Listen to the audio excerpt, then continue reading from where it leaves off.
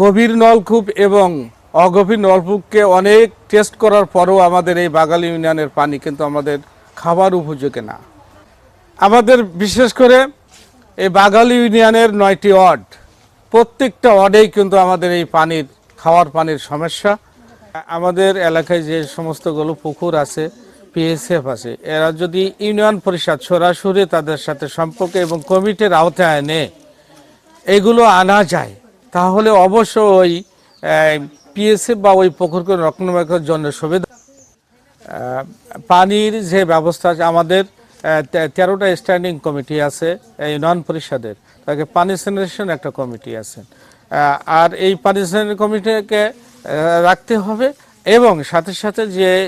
যে ওয়ার্ডের যে মেম্বার আছে এবং মহিলা মেম্বার আছে তাদের সমন্বয়ে একটা কমিটি করলে এবং তদারকির মাধ্যমে আমি মনে করি এরা যদি ইউনিয়ন পরিষদ সরাসরি যুক্ত থাকে বা যুক্ত আপনার সে কায়দা রাখেন, তাহলে অবশ্যই আমি মনে করি ওই এলাকার যে সমস্ত খাওয়ার পুকুরগুলো আছে আমরা যদি ইউনিয়ন পরিষদ সরাসরি দেখভাল করি, তাহলে অবশ্যই এটা একটা ভালো অবস্থানে থাকবে এবং